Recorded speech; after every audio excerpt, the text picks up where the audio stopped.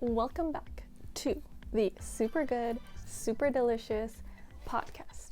I'm your host, Carly, with an EY, and today we're going to be talking all things gluten-free, living with people that eat gluten, what to do, and just a few things that I do and what I have learned since being diagnosed with celiac disease. Alright, so first off, I just want to preface everything. If you have never tuned in before, you have never seen any of my YouTube videos, I was diagnosed with celiac disease in sometime last year. I say that because it was a process. I basically found out I probably have celiac disease in April, May of last year. But officially, throughout all the testing and everything, it wasn't until I did the endoscopy that I officially was given my diagnosis of having celiac disease in October of last year, 2022. It feels like it's been so much longer. So that's why I say over a year, because I have actually not been eating gluten since around April or May of 2022. My mom was diagnosed, and then she told me, of course, because I struggle, and then I went through the testing and yada yada yada. Here we are today. So I continued to eat gluten originally for the first blood test. I mean, I have a full YouTube video on this of my complete diagnosis if you want to go check it out. My symptoms and everything, I put them on there. I go through my blood work and my panels of what they were called. I forget what the celiac blood test is. Transglutaminase, and there's something else in there that I totally forget what it's called. But there was some pretty skyrocket numbers in there. So for the first test, I definitely had to be eating gluten still. So if you do try to stop eating gluten as a test, beware. You will have to eat more. You will have to eat gluten again in order for it to show up on the blood tests. Yes, that is correct. Or you can just remain undiagnosed, but know that you can't eat gluten because you have gone off gluten and you feel 100 times better. So I see some comments on my videos. For the ones I'm referring to, I have a couple. I have a 1-year update video, and I have a full symptom diagnosis video as well. So I have a few on my channel already if you want to check those out, and I go into way more detail. And a lot of this all started with a video of me. I just took a video once a week, 1 week of being gluten-free. And I did 12 weeks of that. I actually did more, but then I stopped doing it. I would have loved to have had 1 week from every month of the year. That would have been so freaking cool, to do 1 month, 2 months, but whatever. It's too late for that now. But, yeah, it all started with that 12 weeks of being gluten-free, and I saw a huge difference. That was my first 3 months going off of gluten. And so after my first blood test, they called me and were like, stop eating gluten immediately. Okay. Now, this is a huge learning curve. If you can't eat gluten, you already know. It is a huge, huge thing. Gluten is in so many things, and a lot of things you don't even realize until you'll never realize until someone else tells you, and you're like, oh my god, I was eating that, and no wonder I was still sick. So let's go over a few things to do if you find out that you have gluten intolerance or have been diagnosed celiac. So let's go over a few things. If you have been diagnosed with celiac disease or just cannot eat gluten, cannot tolerate it, probably this would be more relatable for some of these things would be more relatable for like celiac disease, because a lot of us are very sensitive. I literally just talked to my mom. This woman shares the same, probably all condiments, but specifically like butter. Now, if you have celiac disease, you already know. Y'all should not be sharing condiments, okay? Because regular bread and gluten leaves crumbs, and so much as a crumb can make you sick.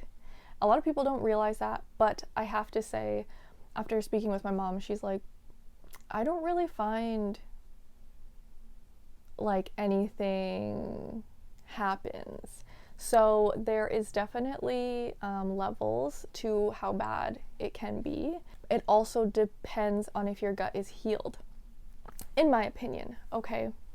Because I noticed after my gut was healed, which took about a year, so if you've been eating gluten for your whole life and you find out you can't eat it anymore, be prepared for it to take up to an entire year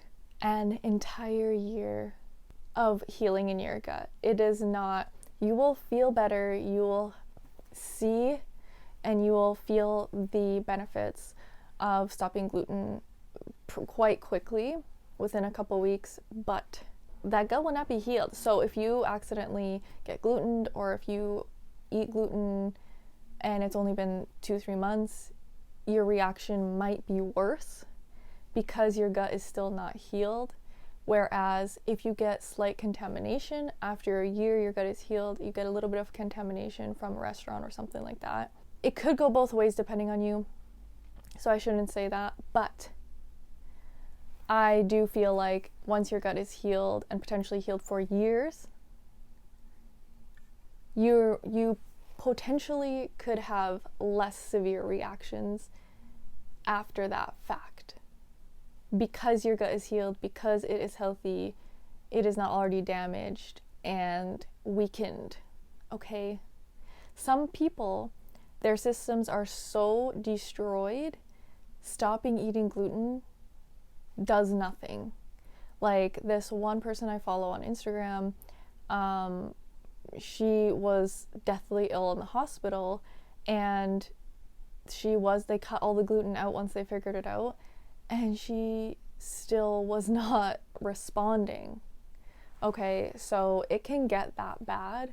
And I honestly see some comments that she gets, and a lot of people kind of think it's like a joke, or like don't believe celiac disease is real, but like, yeah, if you know, you know, this is real, okay? Some people have ruined it, that are not celiac, that have no problems with gluten, but refuse to eat gluten, and a lot of restaurant people now don't like gluten-free people.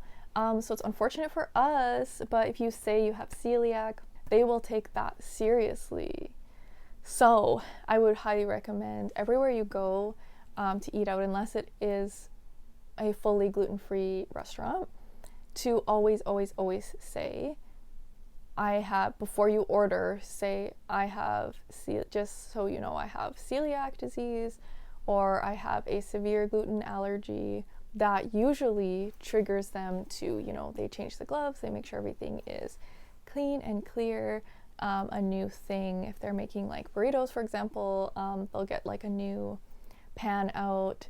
They'll make sure your food is made first. That's another big one too, making sure your food is made first, because you're not going to go and make a burger with a bun filled with gluten and then touch my gluten-free.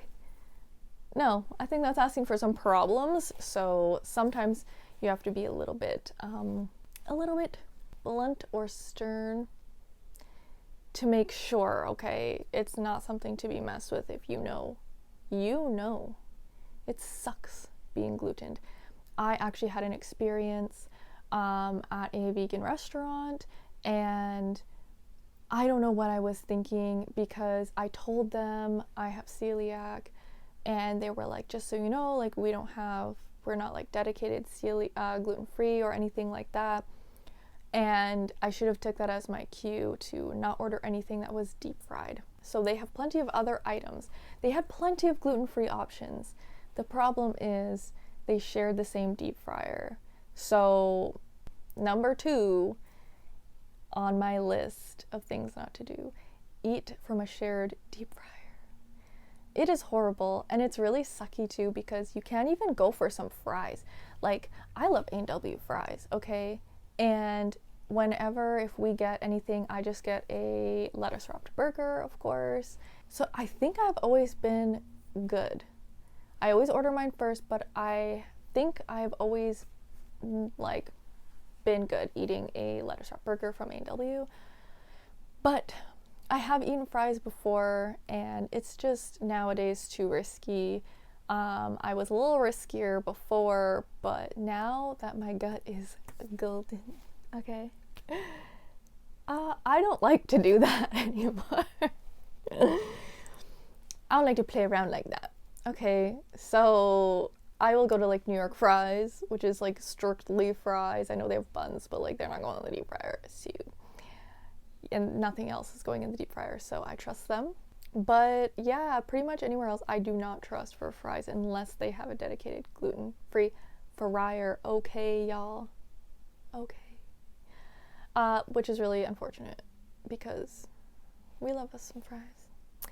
Okay, something else I want to chat about. If you live with someone that eats gluten, okay, so I'm the only gluten-free person in my household, and I have my man's, and I have his sister, and they both eat gluten, okay? Now, actually, Clay is pretty good at not eating gluten. He's not a huge bread guy, anything like that. So he's very considerate, that's the word, and cares a lot because we've been together for 10 years now, and he has seen me go through it for 10 years, y'all. And it got really bad this last couple of years where I was sick almost after every single meal. I was literally almost every dinner time I would eat and I'd have to just go lay down. I was in the bathroom.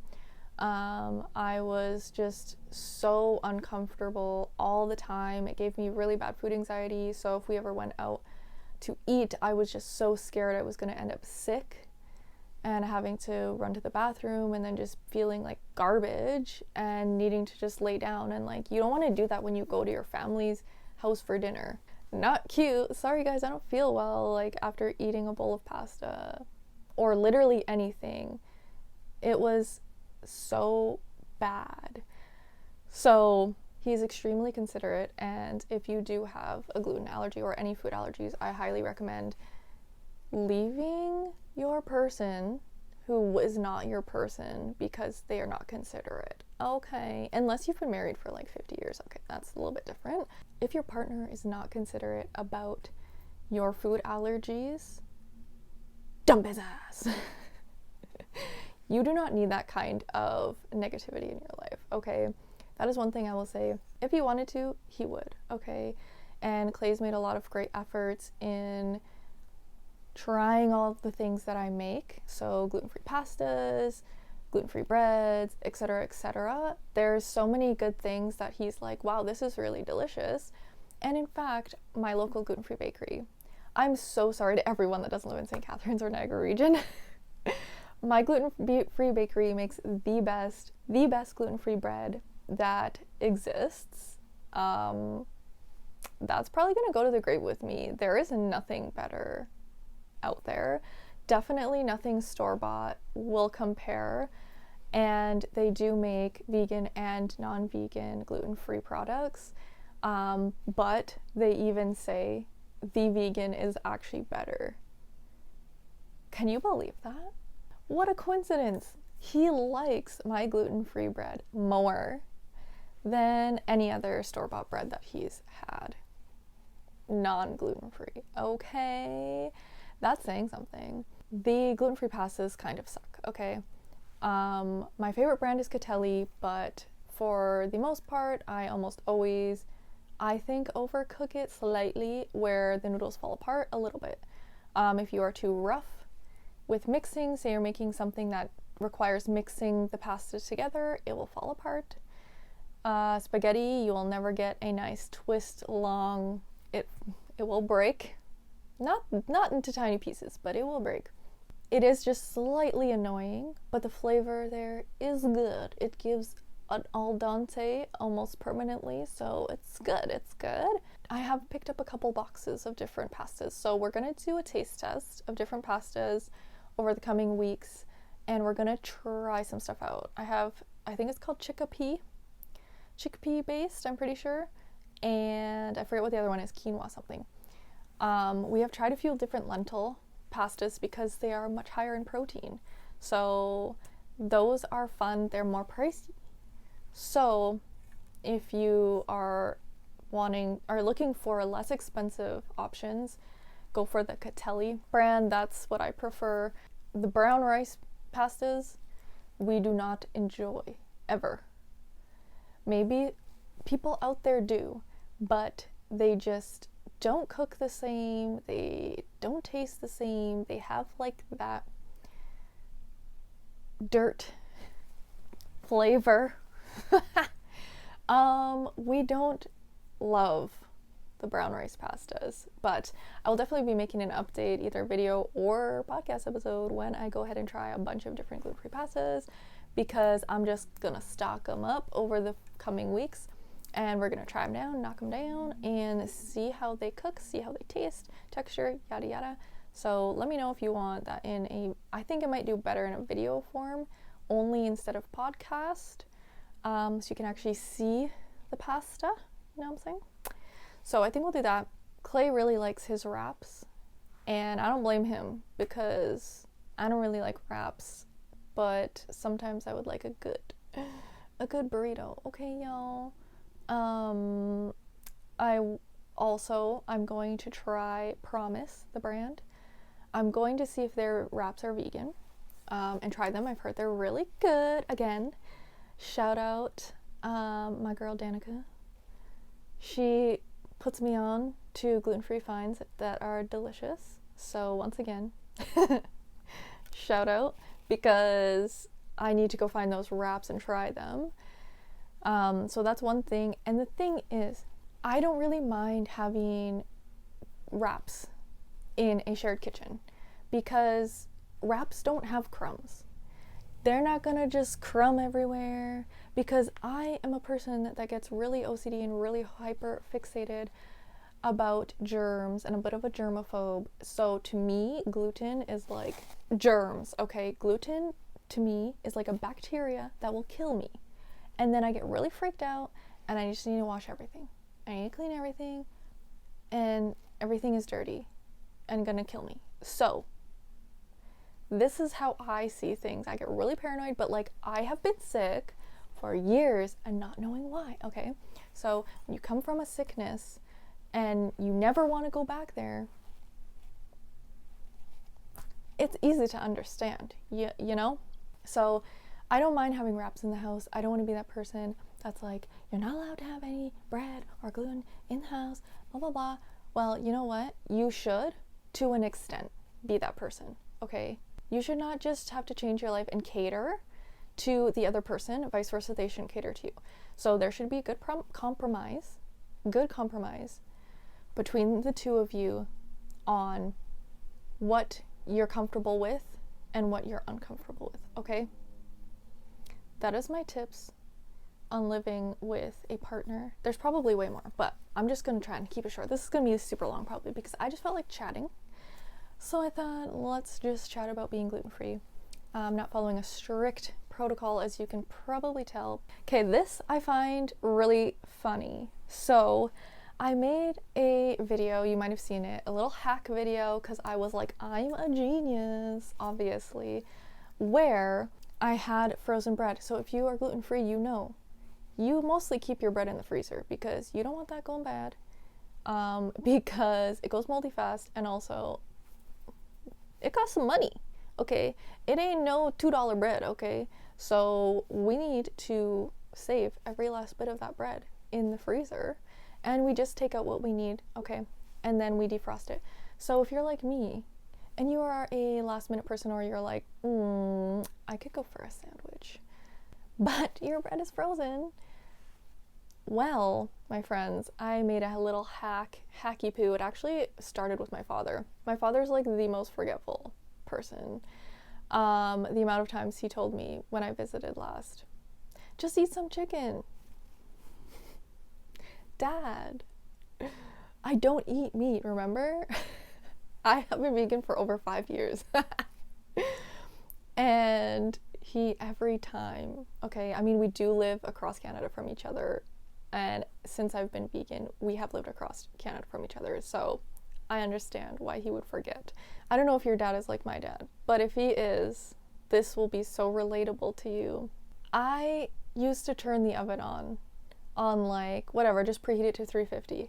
So I would just preheat the oven to 350. Once it hits preheat at 350, your bread is defrosted. Magic. It's usually great and a little toasty, maybe even. And then, you know what? This man is like, why are you turning on the oven to defrost a piece of bread? You are wasting energy. I wish I could actually remember what he said, but he basically, the oven doesn't need to be on. Put it in a pan on the stove. Actually, genius. Okay. This man gave me the most genius idea ever. Although the other half of it was me, because then I decided, so first of all, get your pan hot, get a nonstick pan hot, okay? You could throw your bread in there, your frozen bread in there, and it will just defrost and toast beautifully. Flip it over, toast the other side. It's perfect, okay? I decided, well, grilled cheese is like buttered on the outside, so like, I could probably butter it frozen. Let's see what happens. Not only does the butter make a nice crispy, like a grilled cheese, crispy, salty deliciousness layer, right? It also locks in the moisture into the bread, so it doesn't dry the bread out. So one side, which you could flip it over and toast the other side a little bit, but I like to leave the other side a little bit just free. It is soft, squishy, beautiful. And then on the other side, crispy, crunchy, buttery, salty deliciousness, like a grilled cheese on the outside. Okay. I'm a genius. Genius, I tell you. Now, however, people were coming for me for my video. I'm thinking I'm sharing the best hack in the world to my friends that eat gluten-free bread and always keep frozen bread in the freezer, okay? I understand people have microwaves. Throw your bread in the microwave. Also perfectly fine. Cool.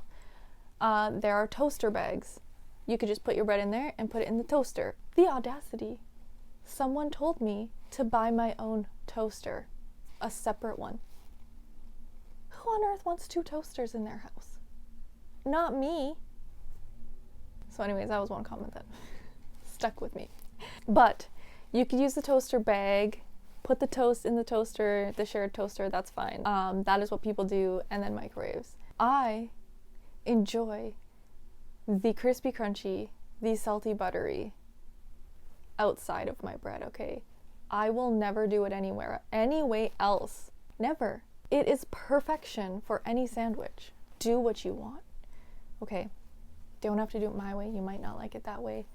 But you gotta give me some credit for being a little creative here. I've never seen a tip like that before, okay? We're going to wrap this up. Let me just check my notes and let's see what else we feel like talking about today regarding gluten-free celiac diet. Or rather, I hate the word diet, but it is what it is. There's not really, it's a way of life, to be honest. I saw some notes from my dietitian. So I had a conversation with my dietitian shortly after I was diagnosed. I can't remember, maybe November. So I had been gluten-free since like April, May, and then endoscopy October, and then called the dietitian probably like November of last year. And I saw that I had written down BROW, and I was like, an acronym for barley, rye, oats, wheat. And I'm like, that is so perfect. How have I forgotten that? Those are the main culprits you need to avoid that have gluten. Oats, some people are okay with, okay? I always make sure my oats are gluten-free. You can get gluten-free certified oats, but it is good to have on the list. I understand, because oats are one of the most highly contaminated, technically non-gluten thing that usually contains gluten. I used to eat regular oats, and then I was like, I still kind of feel kind of bogged down a little bit, like maybe it's the oats because it's the first thing you eat in the morning. You can kind of tell. I decided to switch to gluten-free oats, and I don't feel like that no more. I gotta make a whole video on this, guys. Please let me know if you feel the same way, because this is the most annoying thing. The most annoying thing being maybe being celiac, and hard on being celiac is the oats, because so many companies make products with oats and they're not gluten-free, which means like the majority of us will not even touch the product. And the amount, guys, the amount of companies coming out with vegan chocolate that is an oat base, y'all, the amount of people that have celiac disease that also cannot eat dairy is a big amount, okay? So we're struggling with oats, I think most of us, and we also can't have dairy, so that means a lot of regular chocolate people can't have because they can't have dairy. And then those of us that are also vegan and gluten-free, a ton of the vegan chocolate is oat-based and not gluten-free. Shout out Lindor, because Lindt says gluten-free oats in, and shout out Silk too, in the ingredients. Gluten-free oats, yes please, I will pay for that. Please, everyone, just use gluten-free oats, please. It's so annoying. It's so annoying. There's a brand, I don't know if I should mention it, because what if I'm wrong? There's a brand out there that used to use all gluten-free oats in all of their dairy-free products, milk products, creamer, everything, okay? They went ahead and switched from gluten-free oats to regular oats in all of their oat-based products. Now, what a disappointment if that was your favorite brand, and next time you pick it up, you just double check the ingredients, or you don't, and lo and behold, no more gluten-free oats, no more gluten-free labels. What? I would be so upset, okay? I understand things are expensive. I understand gluten-free oats are more expensive to go through the processing, but I'm not asking for a certified gluten-free label. I'm just asking for it to say gluten-free oats in the ingredients. Okay. Please let me know if you are also like me and find that extremely annoying. We want our oat-based things. Just make them gluten-free, please. To wrap this episode up, I'm going to leave you with a couple of my favorite products that I've found or that I eat regularly. Shout out Honey's plant-based ice cream. Toronto-based, they are the best, I'm not kidding, the best ice cream brand, vegan ice cream I have ever had. They do not beat anyone. So Delicious is a good second, but I'm telling you. And the flavors they have, I just recently got the candy cane with the chocolate crackles in it. It is so good. The Rocky Road, the coffee with chocolate freckles, and the mint chip's really good too. And that holiday candy cane one that I just got, delicious. Okay, shout out Honey's plant-based ice cream, made in Toronto. Love my Canadian brands. Okay, that is one of the things that I've been obsessed with since my local food store started carrying them in the summer. Another one that I love, chocolate, the best chocolate bar, vegan chocolate bar. I know I said Lindor. They make pretty good ones, but the best, I think I have to give it to Vago. I forget what their company brand is. They make a chocolate bar with hazelnuts in it. This chocolate is the creamiest milk chocolatey melt in your mouth, not waxy. Beautiful. The best chocolate. So that's ice cream, that's chocolate. What else have I been loving on? Oh, you know what? My favorite crackers are turmeric lentil crackers from R.W. Garcia. They make these delicious turmeric lentil crackers. They taste like Doritos. They are so good. My favorite is to eat them with I forget the brand, Sunflower Kitchen, I think, hummus. And it's a red pepper hummus with basil in the middle. Basil pesto in the middle. The best combination that exists, okay? They're the best. Another one that I recently tried was Crunchmaster crackers. I think all of them are gluten-free, I'm not sure. I've tried them at the Gluten-Free Expo with some vegan cream cheese. And I was like, where are these crackers from? I need them. I guess Costco. That is another favorite of mine. That is going to be it for the episode today. Thank you so much for listening and watching if you're watching.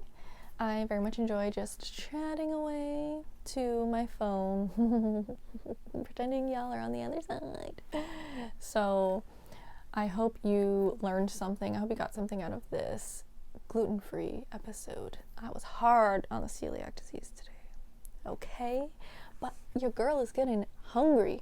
I don't know if you can hear, if you've heard, but my stomach is literally growling as we speak. Thank you so much for watching and listening to this episode of the Super Good, Super Delicious podcast. I look forward to seeing you in the next episode. Bye!